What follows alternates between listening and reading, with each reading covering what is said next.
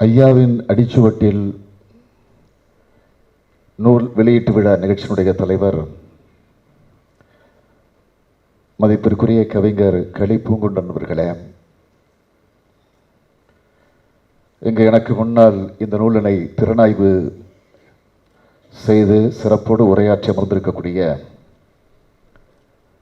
என்னுடைய பெருமதிப்பிற்குரிய பேராசிரியர் சுபதி அவர்களே, அறிமுக உரை ஆற்றியிருக்கக்கூடிய வழக்கறிஞர் சகோதரி அருள்மொழி அவர்களே, வரவேற்று எழுந்துள்ள குமரேசன் அவர்களே, நிறைவாக நன்றி நல்க இருக்கக்கூடிய இணைய சகோதரர் அன்புராஜ் அவர்களே, இணைப்புரை ஆற்றிக் கொண்டிருக்கக்கூடிய பிரின்ஸ் அவர்களே, இந்த சிறப்பான நிகழ்ச்சிக்கு வருகை தந்து சிறப்பித்துக் கொண்டிருக்கக்கூடிய இலக்கிய செல்வர் உள்ளிட்ட ஆன்றோர் பெருமக்களே, சான்றோர்களே, திராவிடர் கழகத்தை சார்ந்திருக்கக்கூடிய நிர்வாகிகளே, அன்புக்குரிய பெரியவர்களே, தாய்மார்களே, நண்பர்களே, உங்கள் அனைவருக்கும் என்னுடைய அன்பான வணக்கத்தை நான் மகிழ்ச்சியோடு தெரிவித்துக் கொள்ள விரும்புகிறேன்.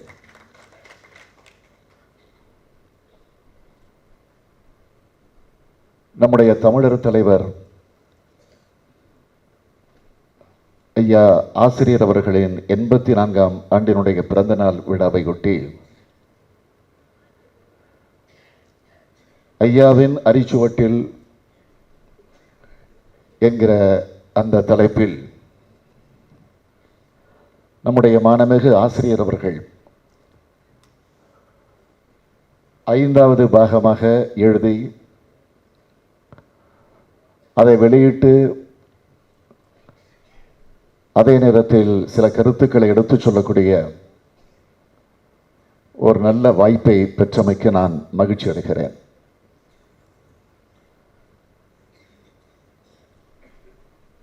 எண்பத்தி 4ஆம் ஆண்டினுடைய பிறந்த நாள் விழாவை இன்றைக்கு இந்த நூலினை வெளியிட்டு கொண்டாடுகிற இந்த நல்ல நிகழ்ச்சிகளை உங்களோடு சேர்ந்து நானும் பங்கேற்பதில் மிகுந்த மகிழ்ச்சி அடைகிறேன்.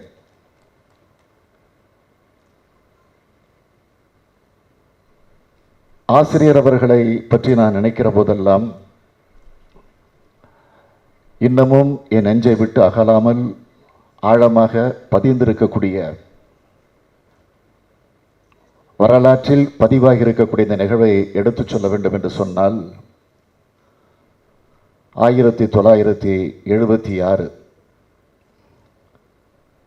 ஜனவரி மாதம் 2ஆம் தேதி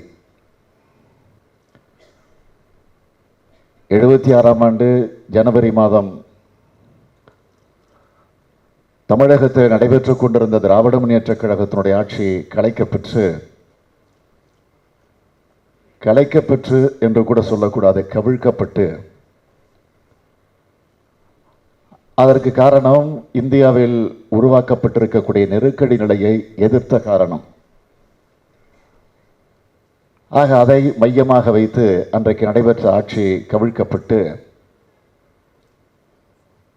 தமிழகத்தில் இருக்கக்கூடிய பல்வேறு அரசியல் கட்சியினுடைய தலைவர்கள், அதிலும் குறிப்பாக திராவிட முன்னேற்றக் கழகம், திராவிடர் கழகத்தினுடைய முன்னோடிகள், நிர்வாகிகள், தலைவர்கள் கைது செய்யப்பட்டு மிசா என்ற ஒரு கொடுமையான சட்டத்தின் கீழ் கைது செய்யப்பட்டு தமிழகத்தில் இருக்கக்கூடிய பல்வேறு சிறைச்சாலைகளில் அடைக்கப்பட்டிருக்கிறார்கள். ஆக அவர்களெல்லாம் அடைக்கப்பட்டு காராகிரகத்திற்குள் பூட்டப்பட்டிருக்கிறார்கள். நம்முடைய மதிப்பிற்குரிய ஆசிரியர் ஐயா அவர்கள் சென்னை சிறைச்சாலையில் அடைக்கப்பட்டிருக்கிறார்கள். ஆனால் அவர்களெல்லாம் அடைக்கப்பட்டதற்கு 2 நாள் கழித்துதான் நான் கைது செய்யப்படுகிறேன். கைது செய்யப்பட்டு இரவு 12 அல்லது 12:30 மணி அளவில் சென்னை சிறைச்சாலைக்குள் என அழைத்து செல்லுகிறார்கள். மயான போன்ற ஒரு அமைதி, எங்கும் வெளிச்சம் கிடையாது. அப்படிப்பட்ட ஒரு இருட்டான அந்த சூழ்நிலையில் அந்த சிறைச்சாலைக்குள் என்னை அழைத்து சென்று அந்த சிறைச்சாலையில் இருக்கக்கூடிய கடைசி பிளாக் 9ஆம் பிளாக், அந்த பிளாக்கிலே கொண்டு போய் என்னை உள்ளே விட்டு அங்கே இருக்கக்கூடிய ஒரு அறைக்கதவை திறந்து ஒரு செல்லில் கொண்டு போய் என்னை தள்ளினார்கள். ஆக அப்படி நான் தள்ளப்பட்ட நேரத்தில் அந்த அறை இருட்டாக இருந்த காரணத்தால் எங்கே என்ன யார் இருக்கிறார்கள் என்றெல்லாம் எனக்கு தெரியாது.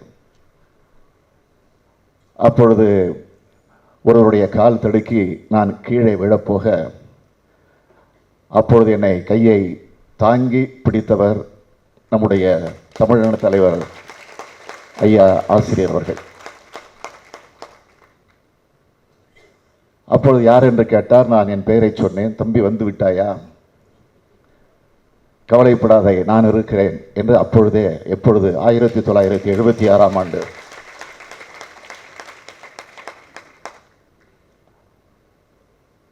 பிப்ரவரி மாதம் 2ஆம் தேதி,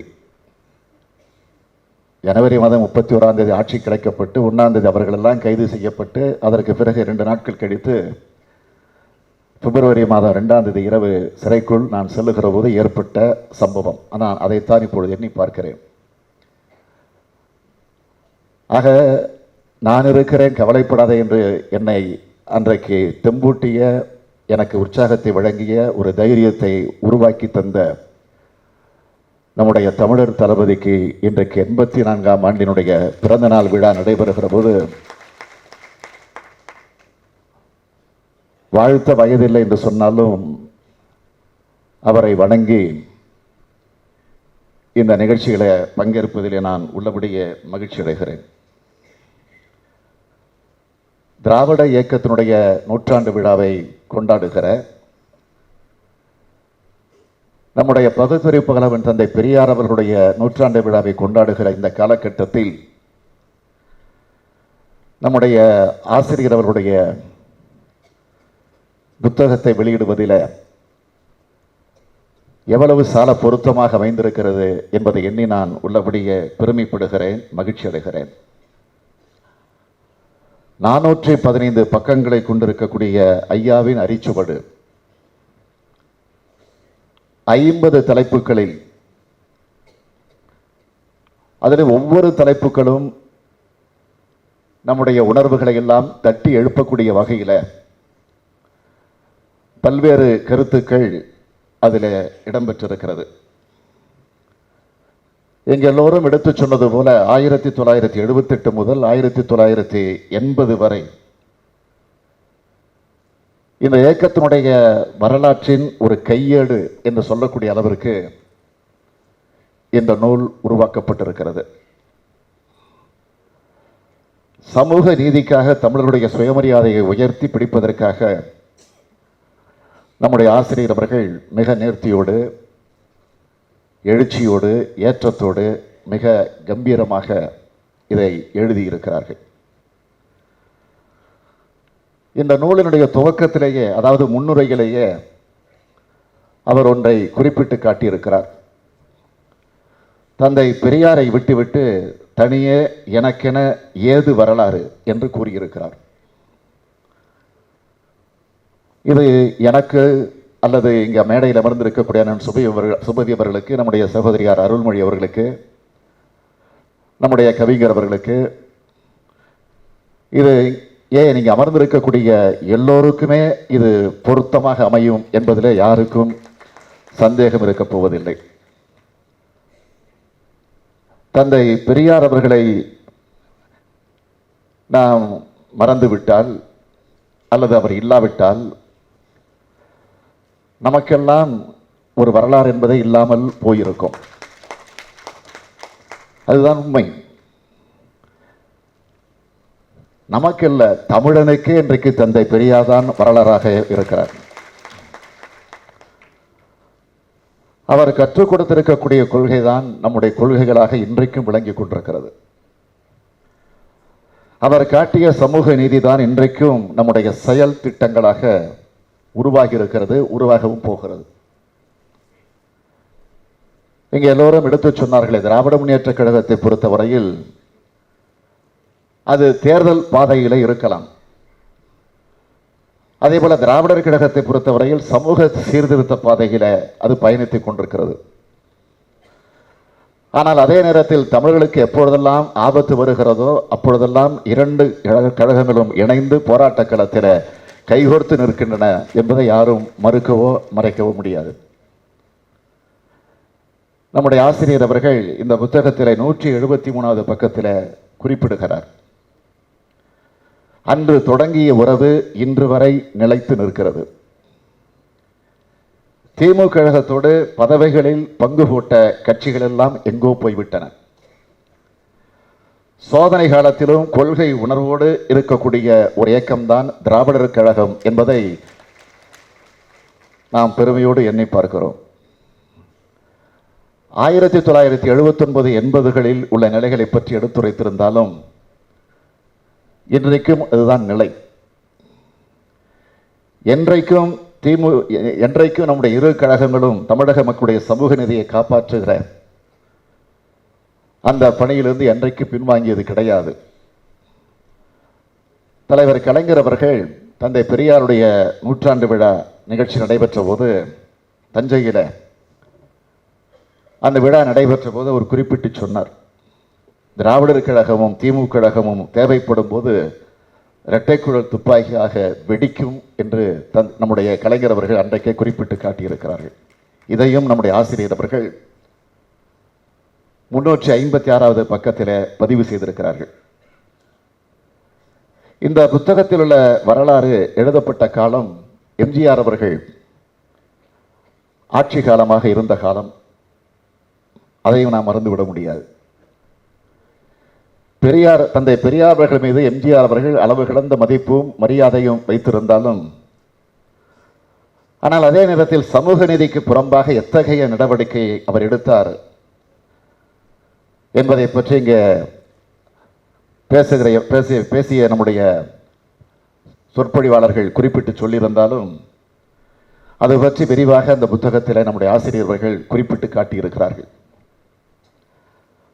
அதை நான் குறிப்பிட்டு சொல்ல வேண்டும் என்று சொன்னால், மருத்துவக் கல்லூரிக்கு நுழைவுத் தேர்வு, பொறியியல் கல்லூரியில் சேர்வதற்கு மதிப்பெண் வரம்பு 60% என்பது இருந்ததை 70% உயர்த்தியது. அரசு பள்ளிகளில் சேர, கல்வி நிலையங்களில் சேர பிற்படுத்தப்பட்டவர்களுக்கு 9000 ரூபாய் வருவாய் வரம்பு ஆணையை பிறப்பித்தது. இந்த வரலாற்று பதிவுகள் எல்லாம் இந்த புத்தகத்தில் பதிவு செய்திருக்கிறார்கள். குறிப்பாக ஆசிரியர் அவர்களும் நம்முடைய தலைவர் கலைஞர் அவர்களும் இந்த ஆணையை எதிர்த்து நடத்திய போராட்டங்கள், இதற்காக நடத்திய மாநாடுகள், ஆணை எரிப்பு போராட்டங்கள், அவைகளெல்லாம் இன்றைக்கு இளைஞர்கள் தலைமுறைக்கு வரலாற்று ஆவணங்களாக பயன்படும் என்பதில் சந்தேகம் இல்லை. 9000 ரூபாய் வருவாய் வரம்பு ஆணையை நாடாளுமன்றத்தினுடைய 7வது நாடாளுமன்றத்தினுடைய தேர்தல் எம்ஜிஆர் அவர்கள் தலைமையில் அன்றைக்கு அதிமுக கட்சி ஒரு மிகப்பெரிய தோல்வியை சந்தித்தது. அதுதான் சமூக நீதி வரலாற்றில் அது ஒரு மைல் கல்லாக அமைந்தது. அது சமூக நீதிக்கு கிடைத்த வெற்றி என்பதால் மதிப்பிற்குரிய எம்ஜிஆர் அவர்கள் என்ன செய்தார்கள் என்று கேட்டால், தேர்தல் முடிந்த கையோடு உடனடியாக அவசரமாக அமைச்சரவை கூட்டத்தை கூட்டி வருவாய் வரம்பு ஆணையை ரத்து செய்தார். அதன் பின்பு அதற்கு போனஸாக பிற்படுத்தோட்டோருக்கான இடஒதுக்கீட்டை 31%இருந்து 50%ஆக உயர்த்தி உத்தரவு போட்டார். இதற்கு காரணம் திராவிடர் கழகமும் திமுக கழகமும் தான் காரணம் என்பதை நான் பெருமையோடு குறிப்பிட விரும்புகிறேன். அதற்கு பிறகு பிற்காலத்தில் ஆட்சிக்கு வந்த திராவிட முன்னேற்ற கழகம் கலைஞர்களுடைய தலைமையில் ஆட்சிக்கு வந்ததற்கு பின்னால் 1989 மிகவும் பிற்படுத்தப்பட்ட இனத்திற்கு 20% இடஒதுக்கீடு,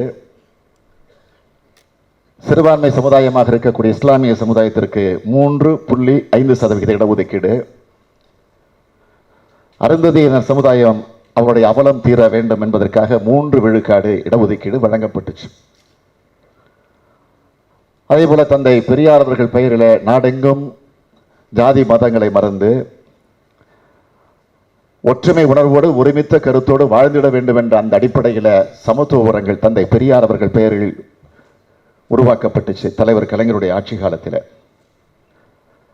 அனைத்து சாதியினரும் அர்ச்சகராகலாம் என்ற சட்டம் நிறைவேற்றப்பட்டது.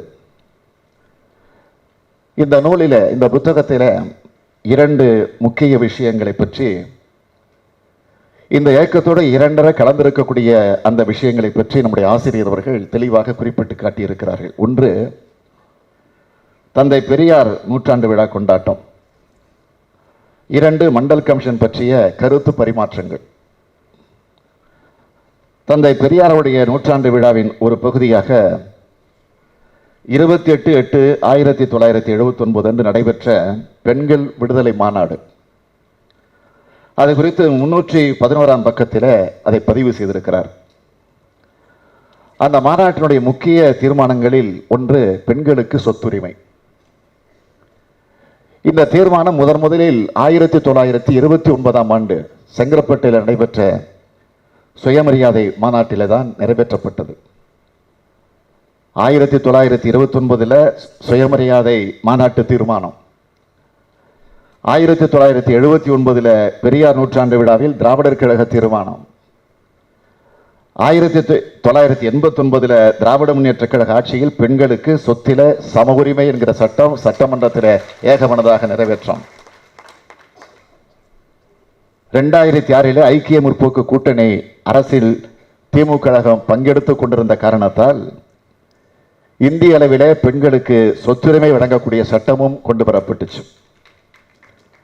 ஆகவே செங்கற்பட்டிலே பிறந்த பெண்ணுரிமை கோஷம் செங்கோட்டை வரை ஒழிக்கச் செய்தது திராவிட முன்னேற்ற கழகம்.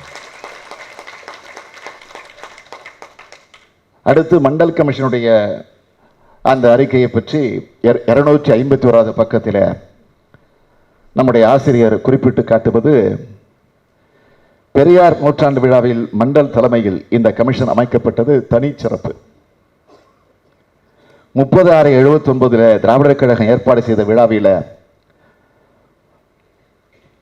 அந்த நிகழ்ச்சியில் பங்கேற்று பேசிய மண்டல் அவர்கள் சொன்னார்கள், நாங்கள் கொடுக்கும் அறிக்கையை நீங்கள் எப்படி எதிர்பார்க்கிறீர்களோ அப்படி அமைய போவது உறுதி. அதை செயல்படுத்த வேண்டிய பொறுப்பு உங்களிடத்தில் தான் இருக்கிறது என்று அன்றைக்கு அந்த விழாவிலே அவர் பேசுகிற போது குறிப்பிட்டு காட்டியிருக்கிறார். ஆம், அந்த பொறுப்பு ஆசிரியரிடத்திலும் நம்முடைய தலைவர் கலைஞரிடத்திலும் வந்து சேர்ந்தது. 1989 தலைவர் கலைஞர் அவர்கள் முதலமைச்சராக பொறுப்பேற்றார். 89 பொறுப்பேற்று 12/5/89 ஆண்டன்று அன்றைக்கு சட்டப்பேரவையில் மண்டல் கமிஷன் பரிந்துரைகளை நிறைவேற்றிட வேண்டும் என்று ஒரு தீர்மானத்தை கொண்டு வந்து அந்த தீர்மானத்தை ஏகமனதாக நிறைவேற்றி அன்றைக்கு மத்தியிலே பிரதமராக இருந்த நம்முடைய சமூக நீதி காவலர் திரு மதிப்பிற்குரிய VP சிங் அவர்களிடத்தில் அனுப்பி வைத்து, அப்படி அனுப்பி வைத்த காரணத்தால் அதனுடைய விளைவாக மத்திய அரசு வேலைவாய்ப்புகளில் பிற்படுத்தப்பட்டோருக்கு 27% இடஒதுக்கீடு அளிக்கப்படுகிறது என்று பாராளுமன்றத்தில் 2 அவைகளிலும் அறிவித்தவர் நம்முடைய VP சிங் அவர்கள். இது சமூக நீதி வரலாற்றில் பொன்னெழுத்துக்களால் பொறிக்கப்பட வேண்டிய ஒரு நாளாக அன்றைக்கு அது அமைந்தது. அந்த நேரத்தில் தலைவர் கலைஞர் அவர்கள் சென்னை கலைவாணர் அரங்கத்தில் நடைபெற்ற ஒரு கவியரங்க நிகழ்ச்சியில ஒரு கவிதை நடையில ஒன்றை குறிப்பிட்டு சொன்னார்கள். ஒதுக்கியே தீர்வது ஒடுக்கப்பட்டோருக்கு, இடஒதுக்கீடு என எதிர்நீச்சல் போட்டு எழுந்து நின்றால் திராவிட இயக்கம், ஆட்சி வரும் போகும் நிலையில்லை, ஐயா அண்ணா வகுத்த கொள்கை போகாது வாழும் நிலையாக என்று ஆணித்தரமாக அழுத்த நிறுத்தமாக தலைவர் கலைஞர் அவர்கள் கவிதை வடிவில அந்த கருத்துறவை எடுத்து சொன்னார்கள். நம்முடைய மாணமிகு ஆசிரியர் அவர்கள் 349வது பக்கத்தில் ஒன்றை குறிப்பிட்டிருக்கிறார். எனது இறுதி மூச்சின் கடைசி காற்று அடங்கும் வரை பெரியார் தொண்டனாக, பெரியாரின் அடிமையாக என்றென்றும் உழைப்பேன் என்று உணர்ச்சிபூர்வமான வரிகளை அவர் சுட்டிக்காட்டியிருக்கிறார். அந்த வரிகள் 1979 பெரியாருடைய 100ஆண்டு விழா நடைபெற்ற போது, தஞ்சையில் நடைபெற்ற போது அவர் ஆற்றிய உரை. அதை நினைவுபடுத்தி இந்த நூலிலே அவர் பதிவு செய்திருக்கிறார். மண்டல் கமிஷனுடைய பரிந்துரைகள் அமுலாக்கப்பட்டு 26 வருடங்களாகின்றன. இன்றைக்கும் 27% இடஒதுக்கீடு மத்திய அரசு பணிகளில் முழுமையாக கிடைக்கிறதா என்று கேட்டால் கிடையாது. அது முழுமையாக வந்து சேர்ந்திருக்கிறதா என்றால் இல்லை. 2015 வெளிவந்த ஒரு புள்ளி விவரப்படி 27% இடஒதுக்கீடு இருந்தும் மத்திய அரசு பணிகளில் 12% இடஒதுக்கீட்டிற்கு குறைவாகவே பிற்படுத்தப்பட்ட சமுதாயத்தினருக்கு வேலை வாய்ப்பு கிடைத்திருக்கிறது. மத்திய பணியாளர் மற்றும் பயிற்சி துறைகளை எடுத்துக்கொண்டால் பிற்படுத்தப்பட்ட சமுதாயத்தை சார்ந்தவர்களுக்கு 6.67% பணியிடங்கள் மட்டுமே கிடைச்சிருக்கு. குடியரசுத் தலைவர் அலுவலகம், அந்த அலுவலகத்திலே கணக்கெடுத்து பார்த்தால் ஏ கிரேட் அதிகாரிகள் பட்டியலில் ஒருவர் கூட பிற்படுத்தப்பட்ட சமுதாயத்தை சார்ந்தவர்கள் அங்கு கிடையாது. மத்திய அரசு பணியாளர்கள் தேர்வாணையத்தில் உள்ள 651 பணியிடங்களில் வெறும் 9% மட்டுமே பிற்படுத்தப்பட்ட சமுதாயத்தை சார்ந்தவர்களுக்கு வேலை கிடைத்திருக்கிறது. உயர்கல்வித்துறையை எடுத்துக்கொண்டால் ஏ கிரேடு பதவிகளில் 5% மட்டுமே பிற்படுத்தப்பட்ட சமுதாயத்திற்கு வழங்கப்பட்டிருக்கு. அறிவியல் மற்றும் தொழில்நுட்ப ஆராய்ச்சி துறையில் 41 ஏ கிரேடு பதவிகள் இருக்கின்றன. ஆனால் பிற்படுத்தப்பட்ட சமுதாயத்திற்கு கிடைத்திருக்கக்கூடிய பதவிகள் எவ்வளவு என்று கேட்டால் ஒன்றே ஒன்றுதான். ஆகவே மண்டல் கமிஷன் அறிக்கை அளித்த நம்முடைய பிபி மண்டல் அவர்கள் சொன்னது போல இமய முதல் குமரி வரை இருக்கக்கூடிய பிற்படுத்தப்பட்டவர்கள், அந்த சமுதாயத்தில் பிறந்திருக்கக்கூடிய இளைஞர்கள் ஒன்று சேர்ந்து உரிமை குரல் எழுப்பிட தயாராக வேண்டும் என்று உறுதியெடுக்கக்கூடிய நாளாகத்தான் இந்த நாளை கருதிட வேண்டும் என்று நான் உங்களை எல்லாம் கேட்டுக்கொள்ள விரும்புகிறேன். தந்தை பெரியார் அவருடைய 100ஆண்டு விழாவிலே தலைவர் கலைஞர் முழங்கியது போல, பெரியார் தனி மனிதர் அல்ல, அவர் ஒரு சகாப்தம். தமிழர்களுடைய வாழ்வு அவர் ஒரு கொள்கை. மகத்தான பகுத்தறிவு பகலவனாக தந்தை பெரியார் அவருடைய பெயரில் ஐயாவின் அரிச்சுவட்டில் புத்தகத்தை இன்றைக்கு நாம் வெளியிட்டிருக்கிறோம் என்று சொன்னால், அதேபோல் தந்தை நம்முடைய தமிழர் தலைவர் ஐயா ஆசிரியர்களுடைய 84ஆம் ஆண்டினுடைய பிறந்தநாள் விழாவை கொண்டாடுகிறோம் என்று சொன்னால், ஏதோ விழா கொண்டாடுவதோடு நம்முடைய கடமை முடிந்து விடாமல் அந்த விழாவிற்கு உரிய நாயகனாக விளங்கி கொண்டிருக்கக்கூடிய இந்த கருத்துக்களை எல்லாம் இன்றைக்கு இளைஞர்கள் பெற வேண்டும். அதை பெற்று அந்த உணர்ச்சியை நம்முடைய உள்ளத்தில் ஏந்தி நாம் நம்முடைய கடமையை ஆற்றிட வேண்டும் என்ற அந்த நம்பிக்கையோடு தான் நம்முடைய ஆசிரியர் அவர்கள் இந்த நூலினை நமக்காக வழங்கி இருக்கிறார்கள் என்று நான் உளமாற நம்புகிறேன். ஆகவே அவருடைய எண்ணத்திற்கேற்ற வகையில் நாம் நம்முடைய கடமையை ஆற்ற உறுதியெடுக்கக்கூடிய நிகழ்ச்சியாக இந்த நிகழ்ச்சியை கருதிட வேண்டும் என்று உங்கள் அனைவரையும் அன்போடு கேட்டு, 84ஆம் ஆண்டு பிறந்தநாள் விழா காணக்கூடிய நம்முடைய ஆசிரியர் அவர்கள் இன்னும் பல்லாண்டு காலம், 100 ஆண்டு காலத்திற்கு மேலாக வாழ்ந்து நம்மை போன்ற இளைஞர்களை ஊக்குவிக்க வேண்டும் என்று உங்களை எல்லாம் கேட்டுக்கொண்டு, நம்முடைய கவிஞர் அவர்கள் இங்கே பேசுகிற போது குறிப்பிட்டு சொன்னார்கள், ஆசிரியர் அவர்கள் எப்போதுமே தன்னுடைய பிறந்த நாளுக்கு விழா மேடைக்கு வந்ததில்லை, ஏதோ 2 நிகழ்ச்சிகளுக்குத்தான் வந்ததாக குறிப்பிட்டு சொல்லியிருக்கிறார்கள். நம்முடைய தலைவர் கலைஞர் அவருடைய ஒரு அழைப்பை ஏற்று ஒரு முறை வந்ததாக குறிப்பிட்டு சொல்லியிருக்கிறார்கள். ஆக இந்த விழாவில் 84ஆம் ஆண்டு விழாவை கொண்டாடுகிற இந்த நேரத்தில் நம்முடைய விழா குழுவில் இருக்கக்கூடிய நண்பர்களெல்லாம் நான் கேட்டுக்கொள்ள விரும்புவது, அவரை இந்த விழாவிற்கு அழைக்கவில்லை என்று சொன்னாலும் அடுத்த விழாவிற்காவது அழைத்து தமிழகத்தில் ஒரு நல்ல விடிவு காலத்தை ஏற்படுத்தக்கூடிய வகையில் எங்களையும் ஊக்கப்படுத்த, எங்களை போன்ற இளைஞர்களை உற்சாகப்படுத்த இந்த விழா குழு அதற்கான முயற்சியில் ஈடுபட வேண்டும் என்ற என்னுடைய அன்பான வேண்டுகோளை இந்த நேரத்தில் எடுத்து வைத்து இந்த வாய்ப்பை தந்த அனைவருக்கு நான் மீண்டும் ஒரு முறை நன்றி கூறி விடைபெறுகிறேன். நன்றி, வணக்கம்.